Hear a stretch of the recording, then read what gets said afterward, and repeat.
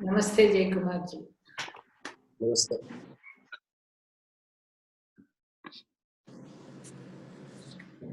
Namaste Jay Kumar ji. Muted all of you. Yeah, namaskara. Namaskara.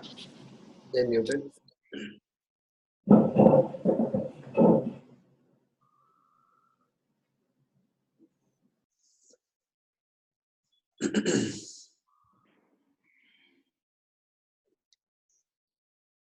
Om Shruti Smriti Purananam Alayam Karunalayam Namami Bhagavad Padam Shankaram Lokashankaram Shankaram Shankaracharyam Keshavam Badarayanam Sutra Bhashya Kritau Vande Bhagavantau Punah Punah Ishvaro Gururatmeti Murti Bheda Vibhagine Vyomavat Vyapta Dehaya Dakshina Murtaye Namaha Sadashiva Samarambham Shankaracharya Madhyamam Asmadacharya Paryantam Vande Guru Paramparam. Om Sahana Vavatu Sahanau Bhunaktu Saha Viryam Karavavahai Tejasvi Navadhitamastu Ma Vidvishavahai. Om Shanti Shanti Shanti.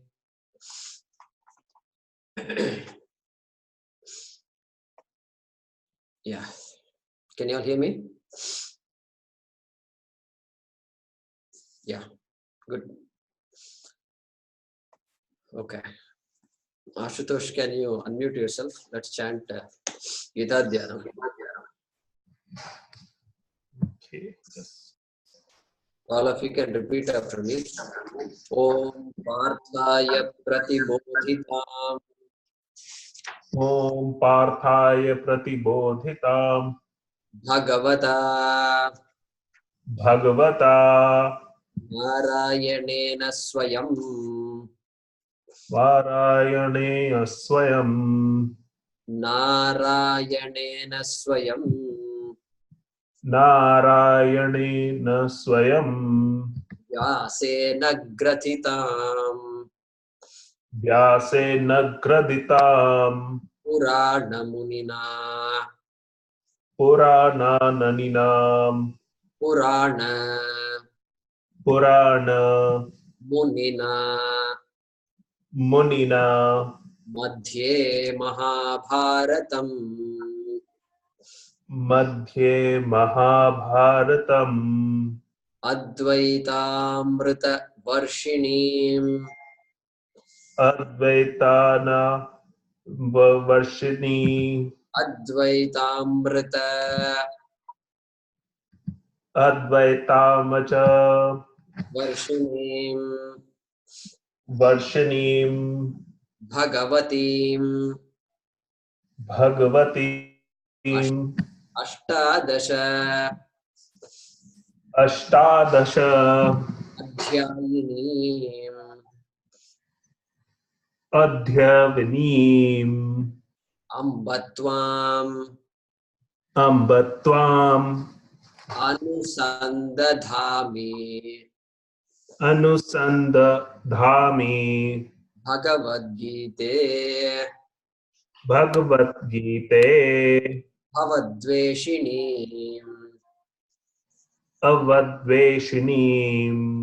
Now the last verse of Gita Dhyanam. Yam Brahma Yam Brahma Varunendra Varunendra Rudra Marutaha Rudra Marutaha Tunvanti Stunvanti Divyaistavaihi Divyastavaihi Vedaihi Vedaihi Sangha Padakrama Sangha Padakrama Upanishadaihi Upanishadaihi gayanti gayanti yam samagaha yam samagaha dhyana dhyana avasthita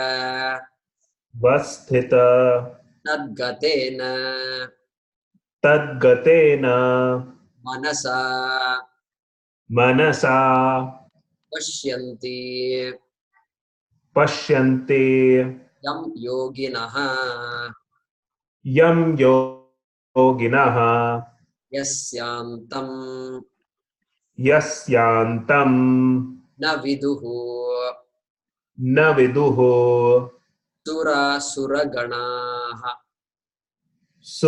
suraganaha devaya devaya tasmai namaha. tasmai namaha. Yeah.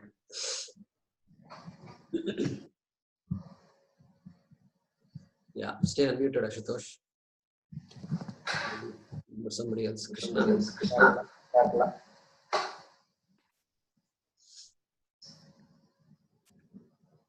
Yeah, if you can unmute yourself, Krishna.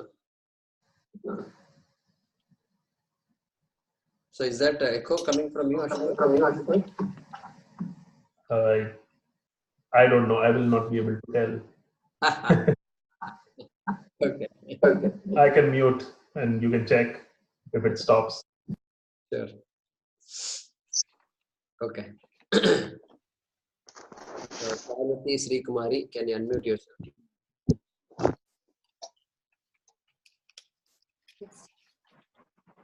You don't have any noise in your background, then I just wanted a couple of you to unmute yourself. Okay. Krishna Pidatala, unmute yourself. Yeah, that's enough. Just for me to get some feedback.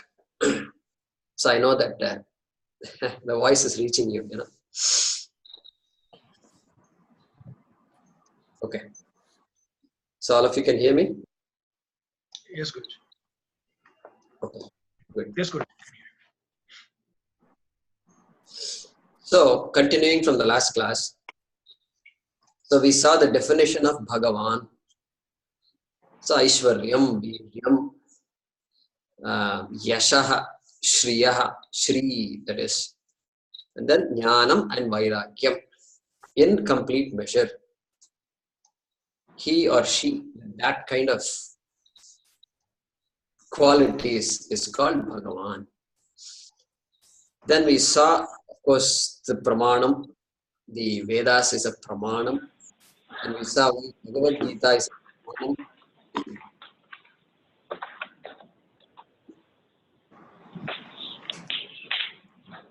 Yeah, there is some noise coming from the wall.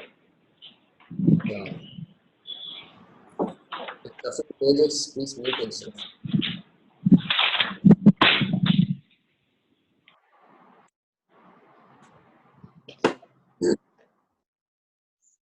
Then we saw the subject matter of the Bhagavad Gita. So primarily Karma Yoga and Jnana Yoga, which we will see back and forth in all the chapters of the Bhagavad Gita.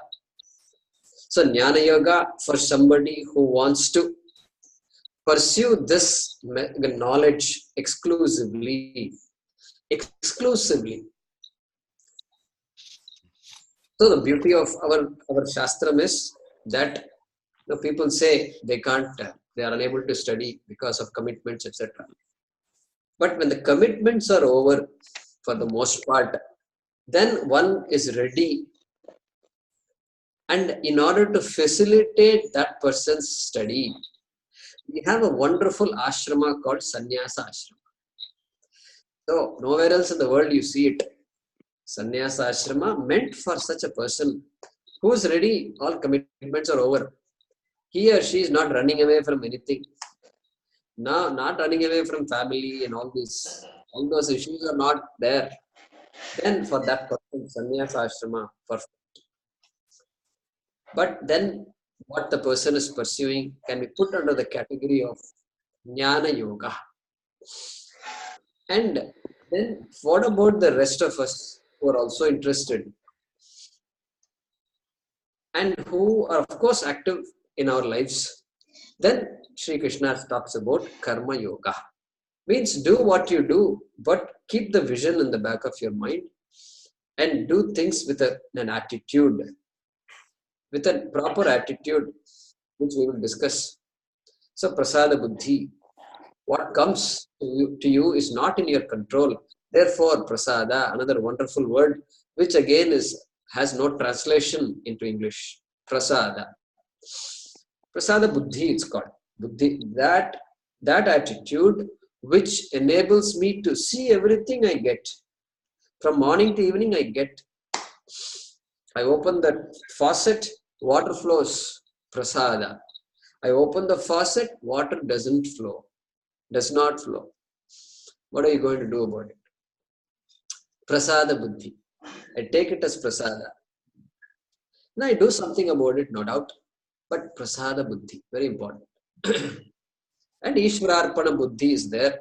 Whatever I offer, that also I offer it with the attitude of offering to this yajna, to Ishvara. Because everything I see is Ishvara. Therefore, Ishwararpana Buddhya. That is Karma Yoga, Jnana Yoga. This is the major topic, 2 topics of Bhagavad Gita. Then what do I get out of this attitude if we ask? Well, this Shastra uses the word Antakarana Shuddhi. Antakarana Shuddhi. That ability, that maturity, which enables me to understand the Shastra, the Vedanta Shastra, Upanishad, Bhagavad Gita, that Mahavakyam, the grand equation, if you want to call it. That is the purpose of Karma Yoga. Okay. Then we briefly entered into this topic. Having understood somewhat what the subject is, then we talked about the need for a teacher, need for a guru. So the word guru, you will find that word guru even in English dictionary, Webster's dictionary, if you look, you will find it. Because it's borrowed from Sanskrit. And apparently, I mean, they do use the word guru. So he's a guru of brain surgery. He's the guru of this. He's the guru of that. He's a IT guru, like this and all they say. So that shows the status given to the word guru, the meaning conveyed by the word guru. But the traditional meaning is, we saw the shloka which talks about the one who eliminates, removes the ignorance of the self. Removes self-ignorance. Yeah, go ahead if you're unmuted, and if there is any noise from the surroundings, mute yourself.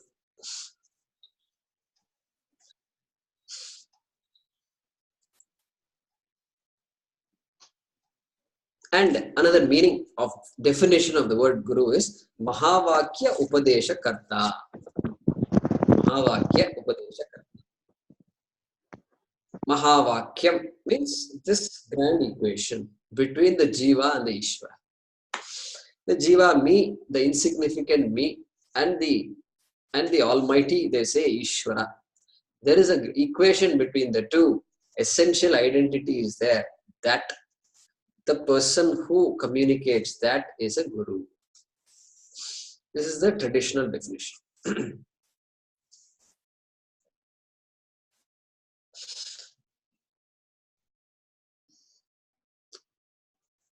So the teaching process is preached. So if you look at Kathopanishad, and then Nachiketa and small boy, young boy, probably 10 years old, 11 years old, and he knows a lot. And suddenly he finds himself in Yamaloka, and he's waiting for Yama. And there is a dialogue going on, and Yama discourages Nachiketa, and Nachiketa is very clear. He says, no, I'm not here to get some kingdoms and all that. Now that I'm here, I might as well use my time properly. And I want to know this Atma Vidya. And Yama says, no, that's too difficult a subject. Even Indra, etc. did not understand all this. So you give up this desire. And he says, no, I'm very clear. The fact that I'm in front of me, why should I waste this opportunity? If it is difficult, you can make it easy for me. You are the Lord of Death. And like that he goes. An absolutely amazing conversation. And your whole thinking process changes when you see that. And there, the Shastram praises the teacher, Shastram praises the teaching, Shastram praises the student, because Shravanayapi Bahubir Yona Labhyaha says, even for listening to this, many people don't get an opportunity. Therefore, the student who sits in the class hour after hour after hour is praised. So that's the beauty of this knowledge. It's not that the knowledge is kept inside and they say, this British colonial people have said, oh, secret. All these people have kept it a secret. What secret? How can you keep this a secret? Jiveshwara Aikyam is said. Now you can figure it out. Jiveshwara Aikyam, go figure it out. What is the secret here? No secret. That is why Ascharyavat Pashyati Kaschidenam Ascharyavat.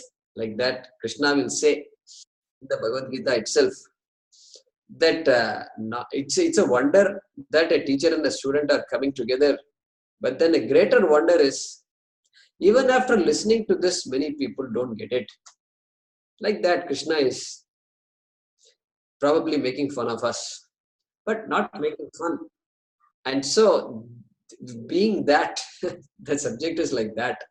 So you can't keep it a secret. There's no need to keep something as a secret. There's no effort expended to keep this as a secret.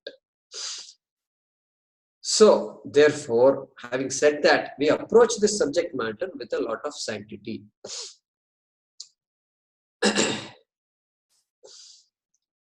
And so the teaching is important. And the teacher has to exercise a lot of discipline, because what the teacher is trying to unfold is a message. It is like the sculptor who has a piece of rock in front of him or her and trying to create a murti of Devi, Durga, Saraswati, Dakshinamurti, Shiva, dancing Shiva. And how do you create dancing Shiva out of a piece of stone? Well, the sculptor chips away all the things that are not needed, and chips away. And slowly the legs appear, the hands appear, and the head appears, the torso appears, and finally all things are in place, and just the eyes are left. So the sculpture does the eyes last, at least in our tradition, that's how it is. So Netron Milanam, finally, when the temple consecration happens, then finally the last step is opens the eyes. He chips away and the eyes are come out. And look at the ability of the sculptor. And we go to so many temples every day, small and big, and we don't give a second thought to who made this. And that person is called Sthapati. That person has to see that murti in that piece of stone to begin with. He must already see it. Only then can remove the so-called unnecessary pieces. So teaching is also like that. Very important. And that's why we start the class with a prayer. The prayer is Sahana Vavatu. Let me explain it now. Now is a good time to explain it. So Avatu, protect. May he protect. That is called avatu. Saha avatu. Saha means Ishvaraha. May Ishvara protect. Protect whom? Now. Saha now avatu. Now in Sanskrit it means it's a dual what do you call it? Singular, dual, plural, dual. And it refers to both of us. Both of us. May Ishvara protect both of us. Both of us. Very important. Both the teacher and the student. Teacher, Swamiji, and the student. Because both of them need it. And that's the attitude. Protect both of us from whatever problems there are. And Sahanavavatu, Sahanav Bhunaktu. So Bhunaktu means may Ishvara nourish both of us. Again now, Saha now Bhunaktu. Both of us. Teacher also is praying. Because we need to sustain this teaching. We need to sustain the learning process. There's always a slip between the cup and the lip, they say. And so may he nourish us so that our interest in this subject continues to be there, because there are a lot of doubts, because the statement is so astounding, and I want to be with the Shastram. Saha no bhunaktu. May he help us, nourish us with whatever, all that is needed. Saha viryam karava bahai. Viryam. Viryam is the capacity again. Capacity to study and understand the scriptures. The Shastram. I don't want to use the word scripture. Shastram. Not that it is difficult, but there is something about the subject that many people say it is difficult. I don't agree with it. I don't agree with the statement that it is difficult. It is just the circumstances are like that, which makes it feel like it is difficult, but it's not difficult. And Saha Viryam Karava Vahai, may he make this, may he give us the capacity to pursue this Shastram. Tejasvi Navadhitam Astu. Adhitam, this study. Tejasvi Astu. Tejasvi Bhavatu. Let the study be brilliant. Let me understand whatever is being said. And where necessary, I get myself clarified, get the subject matter clarified. Because my goal is to understand the subject matter. And I've been gifted with the buddhi. And so, let that buddhi be active.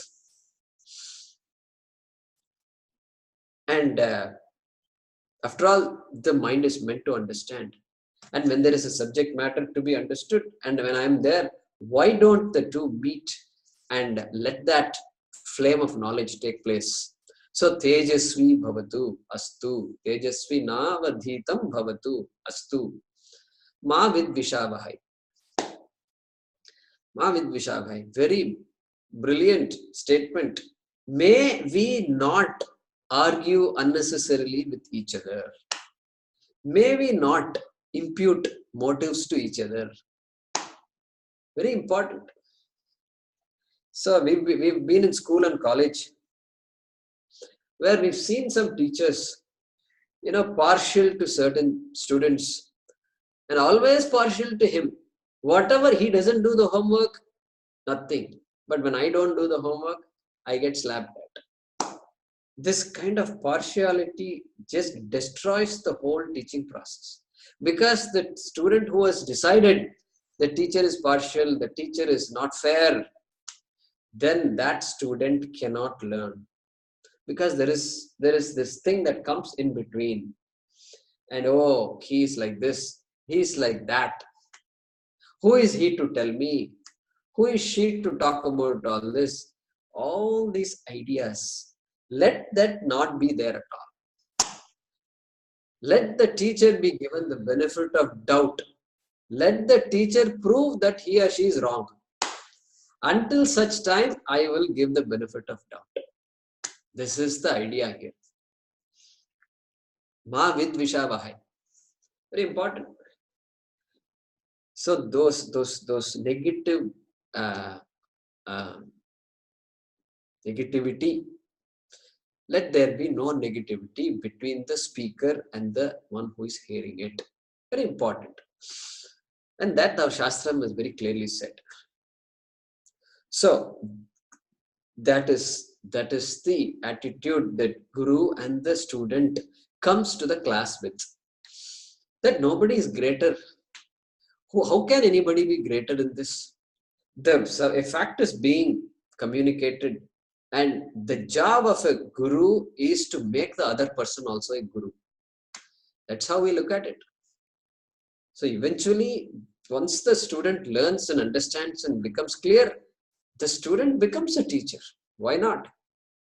That's the power of this knowledge. So then the question becomes, okay, then I have a guru and he has a guru and then she also has a guru. Then who is the first guru? This question comes. Is there a first person, first teacher? Well, clearly this goes on and on. Even Shankaracharya, Adi Shankaracharya, whom we worship, also had a guru, Govindapada, who had a guru, Gaudapada, Ityadi. It keeps going up. And so we finally say, Ishvara. We attribute everything to Ishvara. Ishvara cannot have a guru. The all-knowing will not need a guru. So Ishvara, first guru. And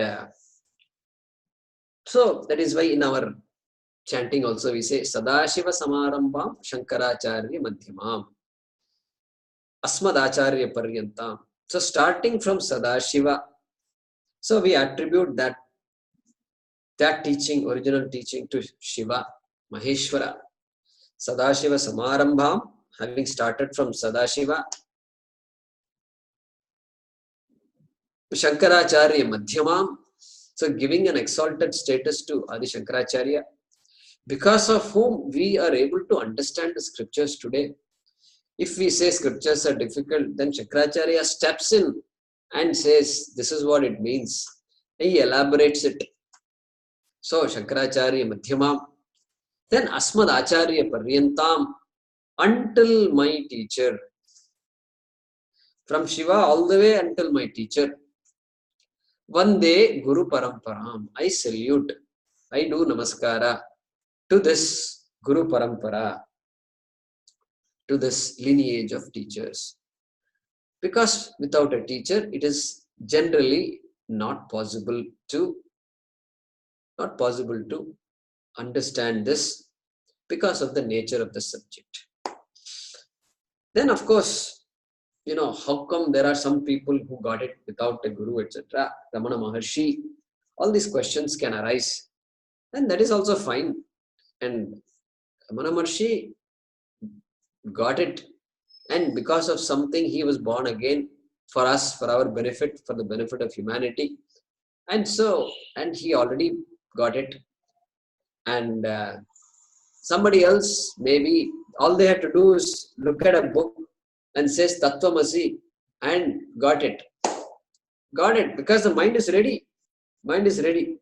And when the mind is ready, not much of elaboration is needed. Got it. So we have no problem with any of these things. And so Vande Guru Parampara, starting from Shiva until my own teacher. Then our Swamiji normally talks about the question of Swamiji, he imitates people asking questions in satsangs. Swamiji, how to choose a guru? Now, thanks to you, I have now understood. I've understood the importance of Shastram and Vedanta and all that. How do I find a guru? I'm very interested now. Then Swamiji responds, look for the person with the longest white beard. Then that person will be your guru. So that was meant to be a joke. And so how do do we have the capacity to even look for a guru? That is the question. So can you look at physical features and then say, oh, this person is the right person for me? No. Of course, physical features have no relevance here. So it so happens in our culture, these men, once Swamiji was asked, it seems, Swamiji was asked, why do you grow a beard? Why do all these sannyasis, especially male sannyasis, they grow a beard? Swamiji was very clear. I don't grow a beard. I don't grow a beard. The hair grows, what can I do? What can I do? You ask me why I don't shave, then I can tell you why I don't shave, because not shaving is my choice. But growing the hair is not my choice. No choice is involved there. So this the tradition is like that, I suppose, where the desire to look in a particular way is not there, and hair grows, let it grow, and so perhaps that is why you find all this tradition of bearded men, sannyasis, etc. in this culture. But how do I find a guru if we ask? The person who looks at the problem as an error. The person who looks at the problem as an error. If I say there is a problem that I am trying to solve, I am insignificant, I feel inadequate wherever I go. Is this inadequacy real or not? The person who says, no, this inadequacy that you sense is not real. It is there, I understand, but it comes out of a wrong assumption you have made. You've thought yourself to be so-and-so, but really speaking, you are not. Only such a person who says the problem is one of error. I have made an error, I have made a wrong conclusion about myself. Only such a person can be a teacher, can be a guru. Because then what is the alternative? The alternative is, the problem is real. Problem is real, very real. But the real problem, a real problem cannot be solved. A real problem cannot be solved. A problem will remain all the time.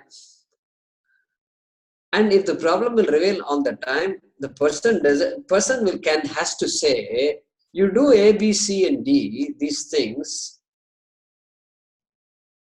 and then after some time, you will become complete. Something like that he has to say. Or you follow me and we all will go to heaven together. Something. He has to say something. And our culture is filled with all these things. And then once you follow that idea, then the potential for manipulation is always there. Potential for manipulation is always there. But a person who looks at the problem as an error, you are the whole, you are complete. You have to understand that you are complete. Suppose somebody says that. What is there? What is left for us to do here? So very important to understand that this ajnanam is there, ajnana nivritti, removal of ajnanam. The one who looks at the problem as one of error and therefore the solution being one of removal of ignorance can be considered as one's guru. This is what Swamiji used to tell us many years ago, I remember. And this error is not a personal error. It is not my error alone. It is a universal error. Therefore, often you hear them saying this Sanatana Dharma It's a universal religion. All these things they say, you may have heard these phrases. Where does it come from? Why is it a universal religion? Why should it be universal? Why should everybody worship Krishna or Rama or Saraswati and all that? Why? Different cultures can have different gods and they have their own ideas. Why? Nothing to do with our murtis. It has to do with this fundamental problem being a universal problem. And because the universal problem has a solution that the Shastram offers, the Shastram can be called as meant for everybody, universal. That's where this idea of universality comes. And then the Shastram also says, you may go to a guru to learn this. Mundaka Upanishad says that. Pariksha Lokan Karmachitan. So it describes that person having examined one's life, we've gone through so many experiences from birth onwards, and having examined all those experiences, having analyzed all those experiences, then recognizing that this idea that I must do something and then I become happy, this idea is really flawed. There is some flaw in this, because I've been doing all life long and still I am not contented. Yeah, maybe relatively I'm contented, I'm better off than many people. And okay, all that relative is there, but it's all relative. It seems to come and go. Just one little event is enough for me to go in depression. This is scary.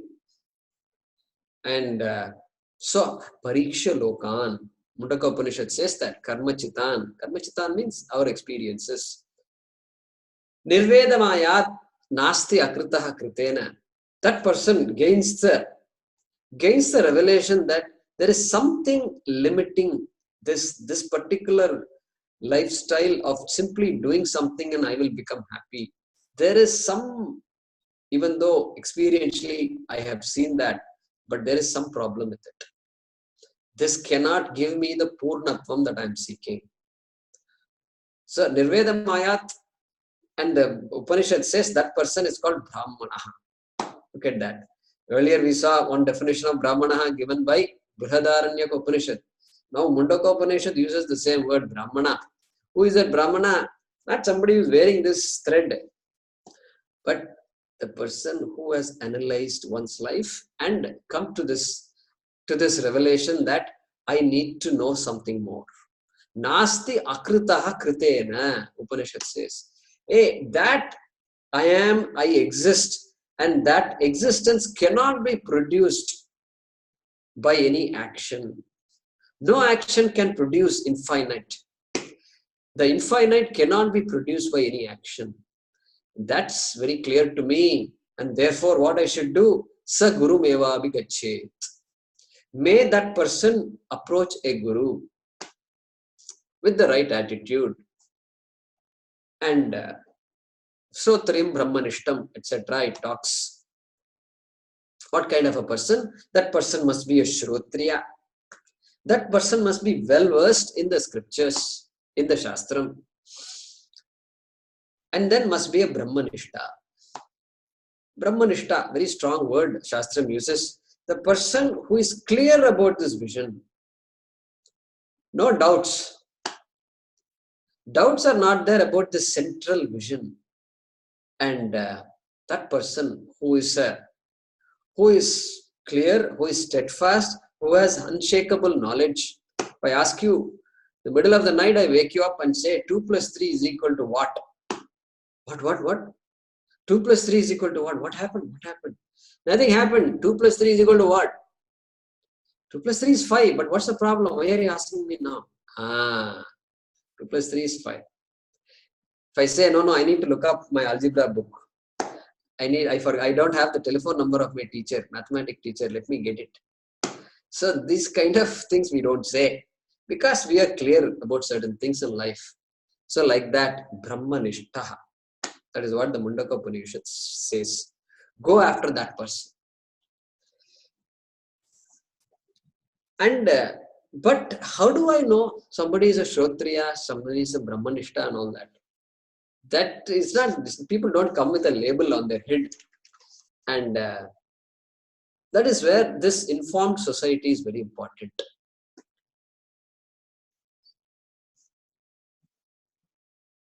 So in our Laukika, in our life, we seek things, and whether it is buying something, buying an automobile, car, or buying a house, or admitting our child to college.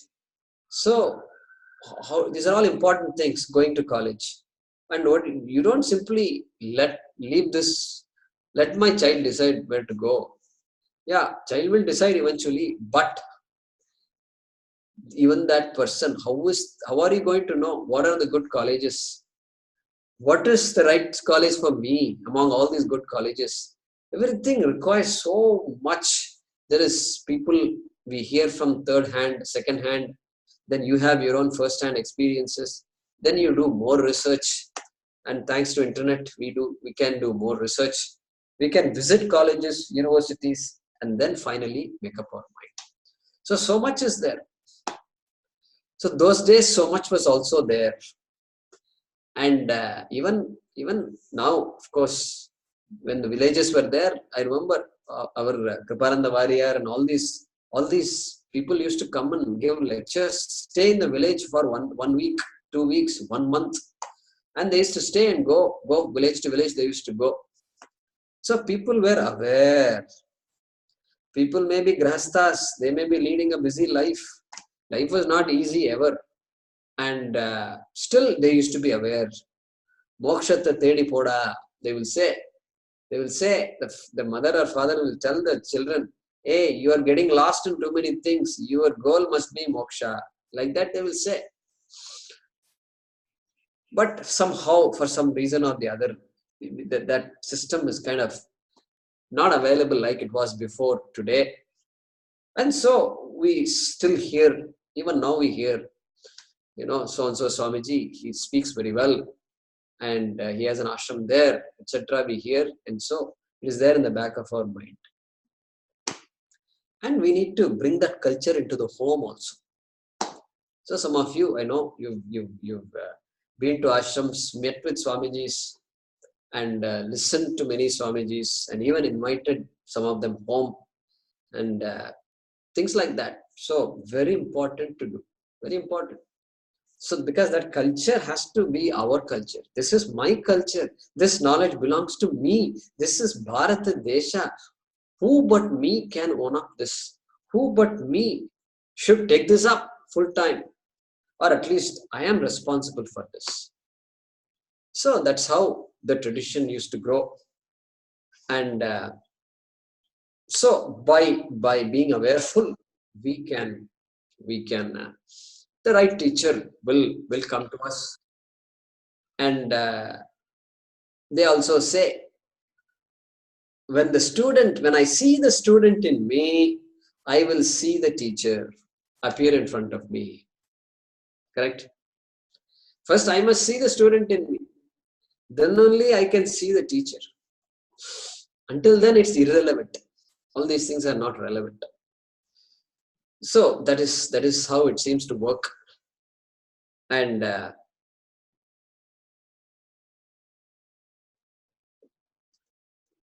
so, therefore, this guru, this person, is somebody who herself is not insecure at all. The fundamental problem is understood clearly. The messages are properly assimilated, and Shravana, Manana, and Nidhyasanam done properly. And the person then should have the ability to communicate. That is an additional requirement. Because a subject matter like this, communication is critical. And then there is no other pursuit in parallel.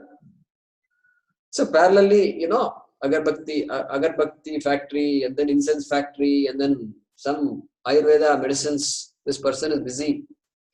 So generally, you won't find teachers who are just, they dedicate their life to this teaching. They don't do all these other things. Because everything means there is a pursuit. There is a pursuit. And why are you running all these businesses? People will ask. And the need to run a big company is not there. After all, the person needs a couple of 3 meals a day. And so the society used to take care of the person. And sannyasi means person is free. I am free. And so there is no pressure in that person to do something like that. And so the society used to recognize that. And beautiful culture, beautiful ashrama is there. And sannyasis are taking care of grihasthas. And so that is how it was. And that's how this knowledge also comes down to us. And so such a person can be our guru. And the person, the attitude of the student also is important. The student is ready to learn and ready to serve. And what can I do? This attitude you will find in ashrams, and they will readily help. Because that's how the culture is. And the person, the teacher doesn't want anything at all. And the teacher is not a needy person. And so doesn't want anything. So the society just comes forward and supports the person. And the student also, no job is insignificant for me. And I will do whatever is to be done in a given situation. And of course, a teacher will always say, focus on the teaching. Focus on the teaching. Will not unnecessarily make students run around, do this, do that for me. Do this for me idea should go away. And so attitude of the teacher, attitude of the student comes together in this teaching. Very important.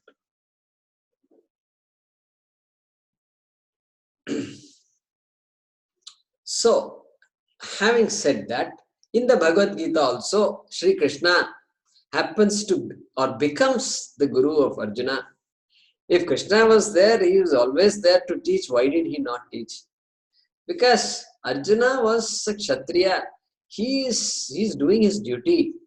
And this Vedanta and all that wasn't really a necessity for him.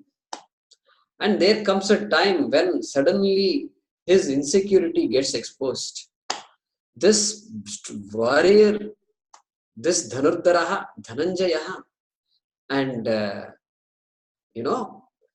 Parantapa, Krishna says to Arjuna, Parantapa, Paran Shatrun Tapayati. The greatest enemies you can vanquish, and that fellow is insecure, that fellow is confused. Okay, Krishna addresses Arjuna by words like this. It's absolutely amazing. Not simply praising Arjuna. Arjuna is not praised. Krishna chides Arjuna in the beginning of the Bhagavad Gita. He teases Arjuna. What is this? Napumsak. You're like a Clybium Asmagam of Partha, like that he says. So Krishna seems to just whip Arjuna also. And but there the dialogue is there. Krishna always available. But now Arjuna says, Shishyasteham Shadi Mam Tvam Prapannam. I see a student in me. Arjuna calls himself a Shishya. And therefore, Krishna got the message. The message is, when somebody says, I am your Shishya, then in our tradition, the teacher cannot say no. No, I am busy. I'm busy. I have got some, I've got some important work to do. Means what? This teaching is not important. If you say that I've got more important work to do, so teacher has to teach. You cannot say no. And so Gita is therefore a dialogue between a teacher and a student, Krishna and Arjuna. And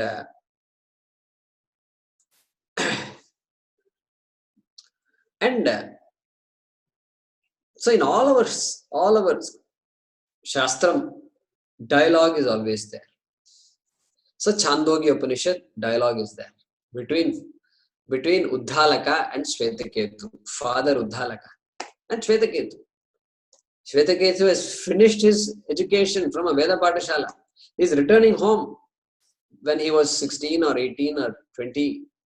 He spent a good dozen years in the ashram and he comes with a attire and father looks at him and says, there is some problem. Because he's walking like this. Some people, they don't know how to look up, down. He's walking like this and not listening to people and then father understood the problem. So the shastram that is supposed to make him humble and make him happy and be ready to share. This fellow got into his head now. And so the father asked the son, Uddhalaka asked Shvetaketu, hey Shvetaketu, did you learn that subject knowing which nothing else is there to be known? Uddhalaka, the Shvetaketu, the son looks at the father and says, what's going on in this boy's mind is, what is this? I never heard of something like this. That's what is going on in his mind. Now he responds saying, no, my teacher did not know that. So he puts the blame on the teacher. And father probably smiled. And so then the teaching starts between the father and son in this case. And so dialogue between these two characters, names are mentioned, Chandogya Upanishad. Then of course Bhagavad Gita, Krishna Arjuna. Then Taittiriya Upanishad, Bhrigur Vaiva Runihi Varunam Pitaram Upasasara Adihi Bhagavo Brahmeti. So this Bhrigu is the student, Bhrigu Maharshi. He's a student asking his father, Varuna, Bhrigur Vaiva Runihi Varunam Pitaram Upasasara. He approached the father, Bhrigu approached Varuna, respectfully asked, Adihi Bhagavo Brahmeti. Hey dad, there's something called Brahma, I heard. I heard about this Brahman. What is this Brahman thing? Can you tell me something about this Brahman thing? So that's what he says. These days probably that's the dialogue. And Brahman is pretty cool. I think I need to know Brahman. That's how the dialogue should happen these days, I suppose. But this is the dialogue. Student is there, asks the question, teacher responds. So that becomes the Taittiriya Upanishad. And Katha Upanishad, of course, you all know. Nachiketa and Yama dialogue. And names are mentioned. And Kena Upanishad also, there is a dialogue, but names are not mentioned. Names not mentioned. Keneshitam patati preshitam manaha. So Kena.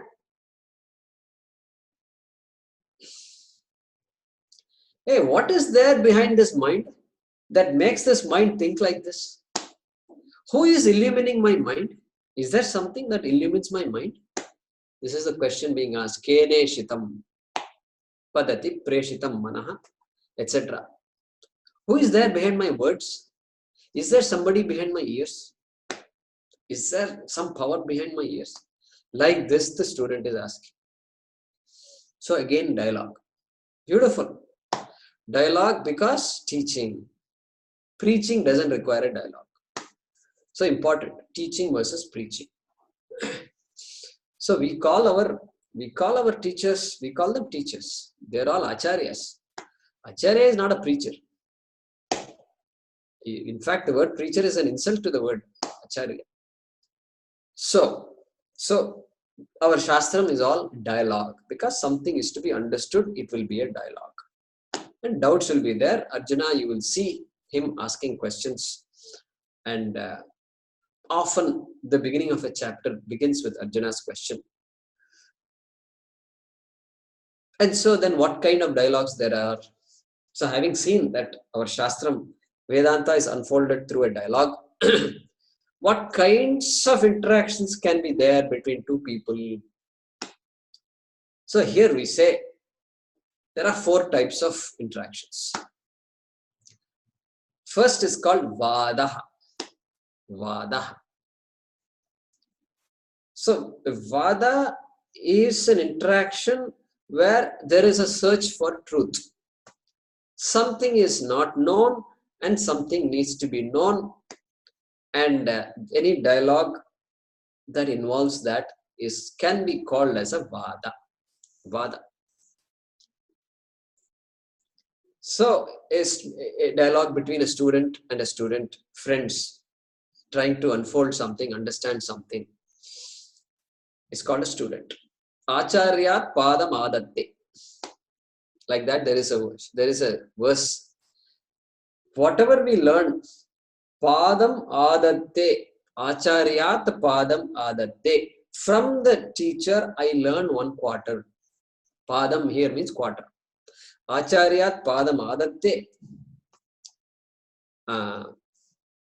Padam sishya swamedhaya.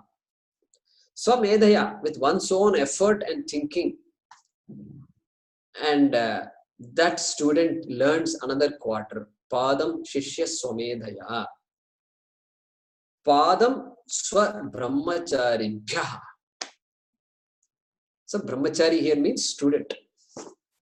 And this mutual discussion among students that happens, from that I learn 1/4.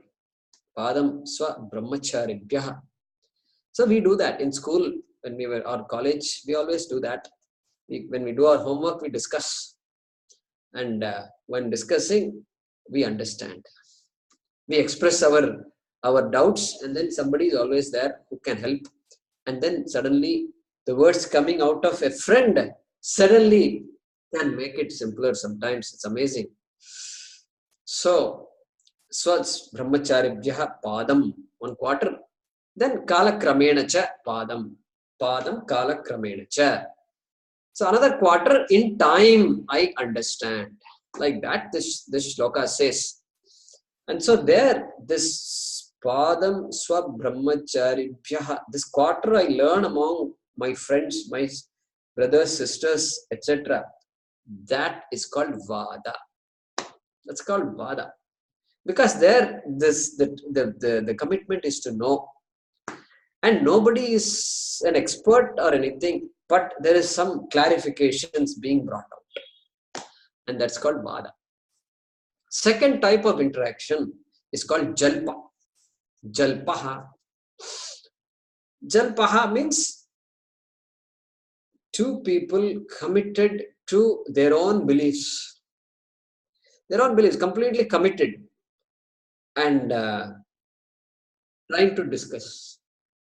It will generally lead nowhere because they are committed to their beliefs. The mind is not open to know. The mind is trying to just project and inject and suppress the other person. And so then typically between missionaries, this kind of dialogue happens. And they're all committed to their own beliefs and no knowledge is really gained. That kind of a dialogue is called jalpa. It is absolutely useless. Useless for the purpose of gaining knowledge. Even otherwise, it's useless because what happens? So we can only say, I respect your belief. Then we can talk about the weather. We can talk about the politics in India and other countries. And then we can say goodbye. That's the best thing you can do when we meet somebody like that. Then third type is called vitanda. Vitanda. Vitanda is even worse. And sometimes we disagree. We don't agree because he said it. Because you said it, I won't agree with you. So it happens. Often within families also it happens. We're not hearing because our mind has blocked that person. There is something about that person that bothers us. And so we write that person off. And whatever you say is stupid because you are stupid. So just label the person, write the person off. And so in such an environment, again, no proper discussion can happen. And that is called vitanda, which is also useless. Then the fourth type of dialogue is called samvadaha. Samvadaha. Samvada is attributed to a healthy dialogue between a teacher and a student. Teacher and a student. That's the difference between Vada and Samvada. So in Samvada, one person looks up to the other person, gives the benefit of doubt to the other person being a teacher. And so that attitude prevails in this dialogue until the teacher disproves himself or herself. Let the teacher, they say, I read this thing somewhere.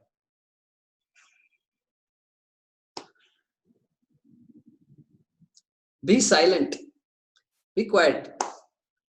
Because if you open your mouth, then you'll make it very clear that you don't know anything. Okay? So, therefore, just don't be quiet. Don't say anything. And at least people will think you are some kind of a jnani, great person. So, let it be like that. So opening the mouth also is risky, So, let the teacher talk and let him or her disprove herself. Until then, I'm willing to listen. This is the attitude that is there. And so the benefit of doubt is given to the teacher. And even if there are apparent contradictions, you said this some time ago, now you're saying something different. And often the Shastram presents those contradictions. Because again, the subject matter is like that. And then you get things clarified in time and by discussion. And so even Bhagavad Gita, you find constantly dialogue going on. And Krishna using different words for Arjuna, depending on context. Beautiful in our language, it allows us to do that. Sanskritam. Then Parantapa, Dhananjaya, Arjuna. Nimitta matram bhava savyasachin, say sabyasachi. So like this. And Arjuna also keeps uses different words for Krishna based on the context. And so he says Arisudana in some point. He says Arisudana. He doesn't say hey Krishna, etc. Arisudana. He says, hey Krishna, it was easy for you. It is easy for you to say go fight. And you killed all enemies, all these serpents and all these Rakshasas, Kamsa and all that. You look at the people in front of me. They are not Rakshasas. They are all my relatives. My uncles are all there. And you did not kill your relatives. Maybe Kamsa. But other than that, I also can kill Rakshasas. No big deal. So Arisudana. There Arjuna refers to Krishna as Arisudana. Ari means enemy. Shatru. Shatru Sudana. You only killed enemies. That is easy. Even I can do that. So look at that. Look at the choice of words there when they address each other in this dialogue. And and so that's Samvada. Samvada, a teacher-student relationship, very sacred relationship. In any subject, it's sacred. Even school, we all used to respect our teachers so much. Even today, when somebody appears, we address them as teacher. And teacher, I'm not learning anything from that person. Still, teacher, it invokes such a beautiful attitude. I love it. And I recently had a chance to meet some teachers at a wedding of my classmate's daughter. And so it suddenly brings the whole past in front and the entire attitude that we had that enabled us to learn. So that attitude is very important.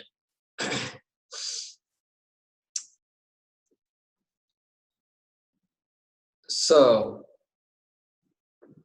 I had a shock when I first taught in the US, and I was an assistant to the professor. I was a teaching assistant. So he said, go teach this subject today. And I'm traveling. So I went to the class and I was in for a shock. a few students sitting with their legs on the front bench, and the legs are higher than their head. And then I looked at that, and I was shocked, no doubt. But I told myself, you're in a different culture, my dear, and just wait and see. It's not your job to judge all these students. Your job is to teach. Do your job. So I told that and moved on. So in our culture, that would be considered disrespectful, etc. But you see how different all these cultures are.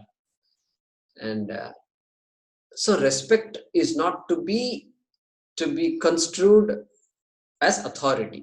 Authority means fear will come in, and the environment must be free from fear. The teacher should not invoke fear in me.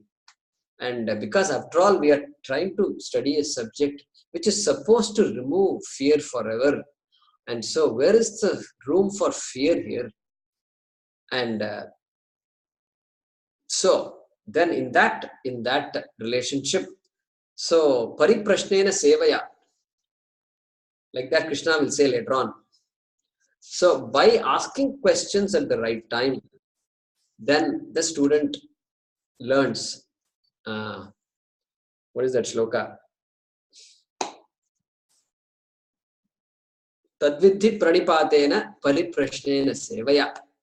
So Krishna says, you learn this subject by having the right attitude, and pariprashnena, by asking questions, appropriate questions at the right time, and then with the seva bhava, upadekshanti te jnanam, they will teach you. I mean, that is their job. That is what they love to do. Upadekshanti te jnanam, jnaninaha tattvadarshinaha. Those who are Mahatmas, who have learnt the subject, who have understood the Shastram thoroughly. Like that it says. Okay. So we will continue this discussion further. So essentially what we discussed today was the idea of guru, the idea of a teacher, the importance of a teacher, the importance of the right attitude the teacher should have, and the right attitude the student should have, so that the teaching, the knowledge can take place, can flower, and everybody can benefit from that. That's what we talked about today. Om Purnamadah Purnamidam Purnat Purnamudachyate Purnasya Purnamadaya Purnamevavashishyate. Om Shanti Shanti Shanti. Harihi Om Shri Gurubhyo Namaha. Harihi Om.